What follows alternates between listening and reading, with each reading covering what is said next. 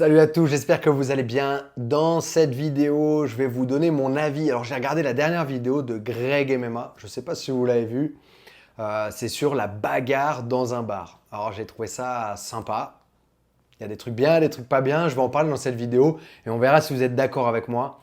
Avant de commencer, n'oubliez pas, si vous êtes de passage sur Paris, on a plusieurs clubs qui s'appellent NR Fight. Donc vous avez toutes les informations sur le site nrfight.com. Plus si vous voulez vous entraîner avec nous à distance, donc avec le club NR Fight, la programmation et tout ça, c'est NR Fight TV. C'est directement dans la description, vous retrouverez ça.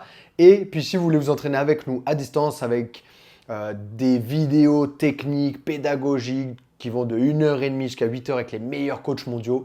C'est Fans de combat. Et pareil, tous les liens sont dans la description. Du coup, hier, j'ai regardé la dernière vidéo de Greg MMA, donc de Karaté Bushido avec Greg MMA. Pourquoi j'ai regardé? Alors, je ne regarde pas toutes les vidéos, même si les sujets peuvent être intéressants. Alors, j'aime bien, j'aime bien les vidéos, surtout quand c'est essayer de se rapprocher de la réalité de la rue. Je suis pas du tout orienté self-défense, hein. Moi, je fais des sports de combat. Mais j'aime bien un peu ce côté un peu vérité qu'on essaie de retrouver du combat de la rue et voir qui est quoi et quel sport ou quelle technique on va le plus utiliser. Donc ça, c'est le côté de la chaîne Karaté Bushido que j'aime bien. Après, les trucs, alors je les aime beaucoup. Saladin Parnasse, voilà, de temps en temps, vient s'entraîner au club. On a eu Morgan, Morgan aussi qui a été dessus. Bon, il y a eu plein de gens qu'on connaît, qui sont déjà passés aussi au NR Fight Club, qui sont passés sur la chaîne. C'est pas des formats que je préfère, où on voit Greg se confronter à ces gens-là. C'est pas vraiment le format que je préfère. Vraiment, le format que je préfère sur leur chaîne, c'est ça, c'est le truc de là, combat de bar. J'ai trouvé ça marrant. Ou bon bref, je vais vous raconter un peu plus. Et puis le format aussi, ouais, dans la rue. Alors aussi avec Jean-Charles Skarbowski, c'était intéressant aussi de voir comment il était, quelle réaction il allait avoir dans la rue, enfin quelle attitude il allait avoir face à un agresseur. Voilà, ces vidéos-là, moi, c'est plutôt celle-là que j'aime bien. Après, je les regarde, pour être franc, hein, je les regarde pas toutes. Et puis là, celle du bar, j'ai un peu fait avance rapide parce que 1h15, franchement, c'est vraiment long. Je pense que Karaté Bushido, il devrait faire quand même un effort de condenser un peu tout ça. Je pense qu'aujourd'hui, ils ont largement les moyens pour nous proposer quand même du contenu. Je sais que c'est leur format aussi, ils aiment bien laisser tout comme ça, essayer de se rapprocher le plus de ce qui a été filmé vraiment sans couper ou autre. Franchement, 1h15, il y a plein de trucs qui sont dits, bon, moi ça m'a saoulé et donc j'ai dû avancer. Donc si moi déjà étant passionné des sports de combat ou du combat en général, j'ai avancé, je pense que d'autres ont même coupé quoi. Mais bon bref, c'est une autre chose. Mais en tout cas, voilà, c'est un format que j'aime bien sur cette chaîne-là. Et pourquoi j'ai regardé cette vidéo? Parce qu'encore une fois, je ne les regarde pas toutes. Parce que moi, j'habite à Rio. Rio, au Brésil. Je viens régulièrement en France, mais j'habite maintenant à Rio. Et voilà, je suis avec un ami ici. Donc, j'ai connu un Français qui travaille en tant que journaliste. Et donc, lui, il a regardé la vidéo avant moi. Et puis, il m'en a parlé. Et donc, il m'a un peu spoilé la vidéo. Et du coup, ça m'a donné envie de la regarder. Et donc, j'ai regardé ça. Donc, c'est avec Cyril Diabaté. Et puis, un monsieur qui fait de la self-défense. Alors, je suis désolé, j'ai oublié son prénom. Euh, donc, ils sont tous les deux, en fait, avec Greg MMA dans un bar. Greg MMA a fait venir des élèves ou même des gens qui connaissent, je crois, rien du tout des sports de combat. Et en fait, voilà, ils ont demandé, donc Greg a demandé à deux trois personnes de l'attaquer lui dans un bar. Après, deux trois personnes d'attaquer Cyril Diabaté dans le bar. Et deux trois personnes d'attaquer le mec de la salle défense dans le bar. Et donc, j'ai trouvé ça intéressant parce qu'en fait, on a un Cyril Diabaté, alors il me semble, qui a beaucoup travaillé dans la sécurité ou en tout cas a vu beaucoup de bagarres dans la rue, ou voilà, il connaît le combat dans la rue ou ce qui se passe dans la rue. Et donc c'était assez sympa de voir voilà, sa réflexion, ou plutôt son retour d'expérience, et en fait, séquence après séquence de simulation de combat. Enfin, ils s'en foutaient vraiment dans la gueule, hein, mais ils essayaient de se rapprocher du plus possible du combat dans la rue. Et donc, c'était vraiment intéressant d'avoir son retour là-dessus et de dire, ah là, en vrai, ça se passe jamais dans la rue comme ça. Par exemple, rentrer dans les jambes. Il y a un mec, à un moment, donc ils attrapent le mec de la selle défense, ils le mettent dans un coin et il lui attrape les jambes, il le ramène au sol.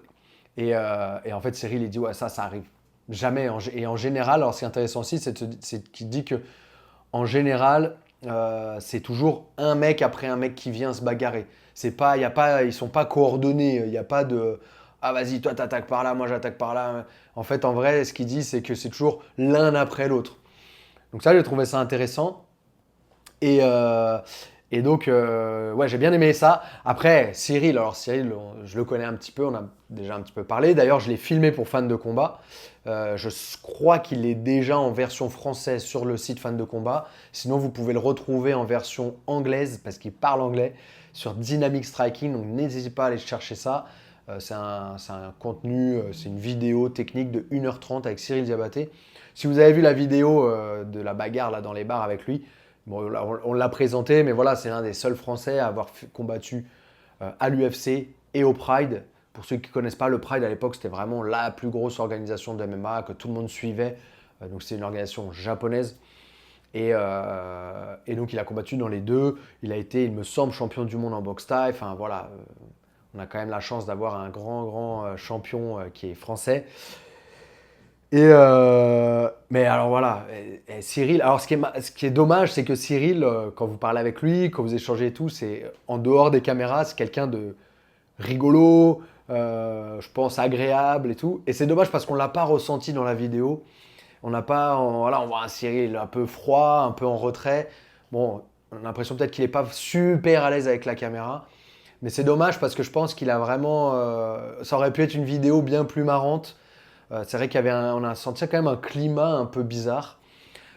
Et surtout, alors, Cyril sur les réseaux, ce qu'on voit, c'est il est vraiment anti-self-défense, quoi. Lui, il dit vraiment que enfin, pour reprendre ses mots, il me semble, il dit que la self-défense, c'est de la merde, quoi, que ça marche pas, que ça n'a aucun intérêt. C'est pas du tout enfin, c'est pas mon avis. Il y a des choses, en fait, moi, je vais regarder la self-défense sur le côté, euh, en fait, essayer d'attirer les gens. En vrai, tout le monde veut apprendre à se défendre. Tout le monde. Maintenant, tout le monde n'est pas prêt à se prendre des points dans la gueule dès le début. Tout le monde n'est pas prêt à se faire écraser par quelqu'un en sueur pendant 10 minutes. Tout le monde n'est pas prêt d'avoir ce contact avec quelqu'un d'autre. D'accord? Et c'est compréhensible, il n'y a pas de problème. Maintenant, je pense que la self-défense, c'est une bonne alternative pour toutes ces personnes-là euh, qui ont cette peur du contact. Et moi, par exemple, je l'avais mis au club, alors on l'a retiré parce que ça marche. En fait, le créneau self-défense marchait beaucoup moins bien que tous nos créneaux, lutte à livrer, boxe anglaise, boxe thaï, voilà, tout ce qu'on a au club. On a mis de la self-défense et en fait, ça avait vraiment apporté ce que je recherchais, mais il n'y avait pas assez de monde. C'était le côté de les gens en fait n'osaient pas venir sur de la boxe anglaise ou de la lutte à livrer ou MMA. Mais en fait, quand ils ont vu Cell Défense, ah, je vais y aller à Cell Défense. Et en fait, sur la Cell Défense, bon, on enseignait les sports de combat pour vraiment le novice, quoi, très très débutant. Et en fait, ça a amené les gens, donc ça a introduit les gens dans les sports de combat.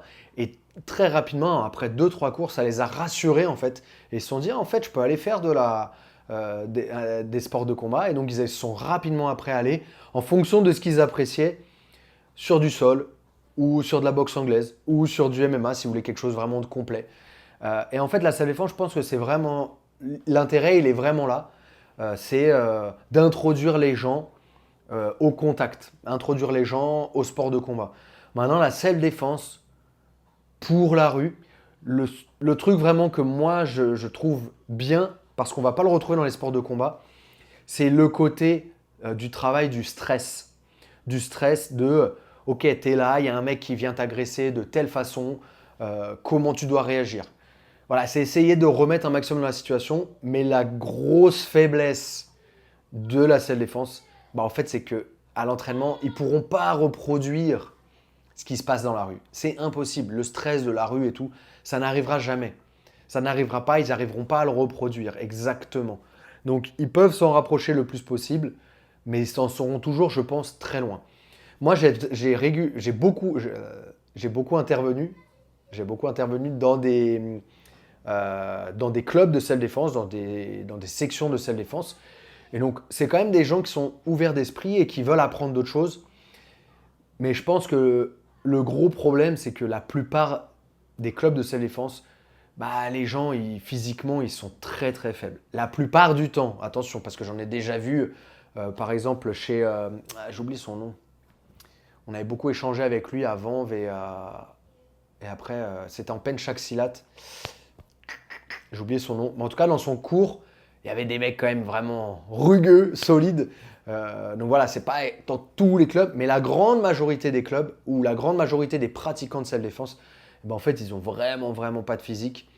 Et si tu fais 60 kilos, que tu n'as pas de physique, et ben quand tu vas te prendre une baffe d'un mec qui fait 80 kilos et qui a un minimum de physique, bah, tu auras beau avoir le maximum de technique en self-défense, ça va pas changer grand-chose, quoi. Donc, le côté self-défense de je me prépare psychologiquement, essayer de me mettre en situation, essayer de se rassurer aussi en apprenant quelques techniques, ne pas avoir peur. Parce que je pense que ça se joue là en vrai dans une agression. Quelqu'un qui veut rentrer en conflit avec vous, déjà garder une distance de sécurité pour voir arriver les coups, et puis essayer de discuter pour essayer de faire en sorte de ne pas se bagarrer. Moi personnellement, je me suis jamais bagarré dans la rue, j'ai jamais eu c'est pas que j'ai pas eu forcément besoin de me bagarrer, mais j'ai toujours su qu'un combat dans la rue, ça se terminera toujours mal. Toujours mal. Tous ceux que j'ai vus se bagarrer dans la rue, soit ils se sont cassés la main, même s'ils ont gagné leur affrontement, soit ils se sont cassés la main, enfin, soit ils se sont cassés quelque chose, soit ils ont blessé l'autre, et l'autre a porté plainte, alors que c'est lui qui agressait, a porté plainte, et derrière, c'est des problèmes, parce que vous êtes enseignant, ou vous êtes pratiquant de sport de combat, donc on va dire que vous devez vous contrôler, etc., etc. Donc ça va toujours se terminer mal, et ça, je l'ai toujours su. Après, je suis pas quelqu'un... J'aime pas l'affrontement, j'aime pas ces choses-là, j'aime le sport, j'aime les défis, j'aime ces choses-là, j'aime le dépassement de soi, mais j'ai pas envie d'affronter quelqu'un, de lui faire mal, même s'il m'a insulté ou autre, ça va rien changer dans ma vie d'aller le tabasser, si j'arrive à le tabasser, ou d'essayer de le tabasser et que c'est lui qui me tabasse. Après, qu'est-ce qui se passe? Je peux être blessé, je peux aller à l'hôpital, je peux, si ça se trouve, être blessé et ne pas pouvoir travailler pendant un temps donné. Franchement, les bagarres dans la rue, ça sert à rien. Et je me suis déjà fait provoquer. D'ailleurs, sur des compétitions même, il y a des clubs, dont un club en particulier, qui est déjà venu plusieurs fois me provoquer, de là même à rentrer au contact. Mais j'ai jamais voulu rentrer en contact moi-même parce que je trouve que ça sert à rien. Et je trouve que c'est un truc d'ego. Et c'est quand on n'arrive pas à prouver qu'on est un homme ou je sais pas quoi dans la vie de tous les jours, eh ben on a besoin d'aller en affrontement avec quelqu'un. Je trouve ça, moi pour moi personnellement, je trouve ça ridicule et il n'y a pas besoin de ça. Dans la vie de tous les jours, il n'y a pas besoin de ça. Prouver qu'on est un homme, c'est être capable de ramener à bouffer à la maison, de payer les factures, de prendre soin de sa famille, de s'occuper de ses enfants, d'éduquer ses enfants, d'être une bonne personne avec tout le monde. Ça, c'est un homme. Maintenant, taper sur quelqu'un dans la rue alors qu'on est 10 et que le mec, il est tout seul, ou dans une compétition face à quelqu'un qui est tout seul et les autres, ils sont 20, ça, c'est facile. Mettre une baffe derrière la tête, ça, c'est facile. Maintenant, être un homme dans la vie de tous les jours et être une bonne personne et aider tous les gens autour de nous, essayer de donner des opportunités aux gens, donner du travail aux gens, ça c'est être un homme, enfin être un homme au sens large, enfin, ou être une femme, peu importe, c'est pas homme, c'est homme H majuscule, d'accord? Voilà, c'est ça, c'est s'occuper de sa famille et c'est pas être là à vouloir se bagarrer avec quelqu'un pour X ou Y quoi, raison. Bref, petit aparté. Mais tout ça pour dire, vous battez pas dans la rue, ça sert à rien. Et puis, si vous pouvez vraiment éviter le conflit, évitez-le parce que ça va toujours mal se terminer. Du coup, on revient à la vidéo. Donc ouais, j'aimais bien les analyses j'ai trouvé ça très intéressant, les analyses de Cyril Diabaté, parce que moi, j'ai pas cette expérience-là dans la rue. Donc j'ai trouvé ça très intéressant. Et, et malheureusement pour lui, j'ai trouvé ça très intéressant aussi de voir que le mec de la salle défense, eh ben, il était perdu, quoi. Il était perdu. Il était perdu. Je suis désolé pour lui, mais il était complètement perdu. Et, et franchement, et lui-même, je pense qu'il l'a vu. Et je pense que lui-même, il s'est remis en question, quoi. Et en fait, le discours de Cyril, c'est même pas de dire Moi, je suis combattant de MMA, je vais défoncer tout le monde. En fait, nous, dans notre sport, euh, à chaque entraînement, on est testé. À chaque entraînement, on est testé. C'est pas de la rue, mais on est testé. Et on se rend bien compte que à chaque fois, des fois, moi, il y avait des mecs qui arrivaient au club, c'était des débutants, et ben ils me mettaient en difficulté, juste parce qu'ils étaient grands, juste parce qu'ils étaient lourds, juste parce qu'ils avaient beaucoup d'envie, juste parce qu'ils bougeaient dans tous les sens, juste parce qu'ils faisaient n'importe quoi, et ben ils me mettaient en difficulté. Alors j'imagine même pas dans la rue, euh, quelqu'un qui fait peut-être 100 kilos, moi j'en faisais 70 ou aujourd'hui 80, je fais 80 kilos, le mec il fait 100, 110 kilos, mais je sais ce que c'est de m'entraîner avec quelqu'un qui fait 100, 110 kilos et je peux vous dire que c'est pas un cadeau. Alors imaginez, ils sont deux. Mais je sais déjà que j'ai beaucoup plus de chances de perdre. Je peux connaître tout ce que je veux. Je peux perdre. Je peux perdre. Maintenant, un truc aussi qui est intéressant, ce qu'il dit, c'est en fait la personnalité de la personne. Qu'est-ce qu'elle a eu comme vécu? Donc, ce qu'il dit, je ne sais pas si c'est un amalgame ou pas, mais il dit voilà, dans les sports de combat en général, boxe thaï, MMA, combat au sol aussi, c'est souvent des mecs de banlieue, des mecs de cité, des mecs qui ont eu bah, voilà, une enfance difficile. Et du coup, ils ont déjà, quand ils grandissent, bah, ils savent ce que c'est l'affrontement, ils savent ce que l'autre il peut penser dans sa tête. Ils ont ce rapport, on va dire, je sais pas, négatif avec les autres. Enfin, c'est pas ce rapport négatif, mais ils savent ce que c'est d'un mec qui a du vice, quoi. Voilà. Quelqu'un qui va vouloir essayer peut-être de les planter par derrière, etc. Donc ça, c'est pas moi qui le dis, c'est lui qui le dit. Venez pas m'insulter ou me dire que je suis je sais pas quoi. Mais j'ai trouvé ça intéressant parce qu'en fait, je pense que c'est vrai, dans la rue, il y a vraiment ce côté personnalité de... Comme il a dit, il a déjà vu des mecs, des tueurs à gages dans la cage, mais quand ils arrivent dans la rue, eh bah, ils sont un peu en... C'est pas en panique, en fait, on a... Je vais me mettre peut-être dans l'eau, parce qu'en vrai, peut-être aussi c'est de la peur que j'ai. J'ai pas envie de rentrer à l'affrontement, mais, j'ai pas non plus ce truc du vice et de me dire... euh, Ouah, l'autre, il peut me planter ou autre tout de suite garder sa distance de sécurité pour que ce soit une distance où il ne peut pas me toucher si jamais il enclenche quelque chose. Pouvoir partir sur les côtés, regarder s'ils sont pas en train de m'acculer contre un mur. Exemple, le mec de la selle défense, j'ai trouvé dans la première situation. Alors après, il dit ouais, j'étais pas prêt et tout, mais dans la rue, on n'est pas prêt non plus. Et en plus, lui, normalement, il est préparé à ces choses-là, à ne pas être prêt. Et en fait, il était acculé, donc la scène, elle commence. Il est entre un bureau, enfin pas un bureau, une table, et le mur, et un coin de mur. Le mec, il est là à ça de lui. Mais jamais de la vie, on laisse quelqu'un s'approcher comme ça. On laisse pas quelqu'un s'approcher comme ça. Tout de suite, on sort du coin, on sort. Enfin, ça, il n'y a pas besoin, je pense, de faire de la salle défense pour savoir ça. On reste pas dans un coin comme ça. Et lui, il était là comme ça, et puis il s'est pris une première, il s'est fait coller, il s'est fait ramener au sol, il était dans la merde. Et franchement, après, la réaction qu'il avait, c'était ah ouais, mais ah ouais, je me suis fait défoncer. Ah ouais, là, je ne pouvais pas quoi faire. Mais ouais, mais parce qu'en fait, on peut vous préparer du mieux qu'on veut, mais on ne sera jamais complètement prêt et on a très peu de chances de gagner face à des gens qui sont nombreux. 2, 3, 4 personnes, mais c'est fini. Il faut essayer de ne pas se battre en fait. Et puis il faut essayer de se mettre aussi dans... Il faut tout de suite essayer de tourner pour se mettre dos à une porte de sortie et essayer de sortir si on peut, quoi. Il faut partir, il faut fuir. L'ego, on s'en fout en fait. L'objectif, c'est de rester en vie, c'est de ne pas se blesser, pas blesser les autres. Et puis voilà, il y en a, ils ont besoin d'ego, ils ont besoin de se prouver, ils n'ont pas de salle de sport pour se prouver ça, donc ils ont besoin d'aller dans un bar, picoler un peu, puis aller provoquer le premier qui va les regarder, quoi. Donc voilà, en tout cas, évitez la bagarre si vous pouvez. Checkez la vidéo aussi de Greg MMA, je vais la mettre dans la description. J'ai trouvé ça intéressant, vous me direz aussi ce que vous en avez pensé. Et voilà, s'il vous plaît, Karaté Bushido, arrêtez avec vos vidéos d'1h15, faites un petit traitement quand même. Les gens qui vont aussi sur ces vidéos-là, mettez un peu d'ambiance, quoi. Franchement, on avait dit, c'était un...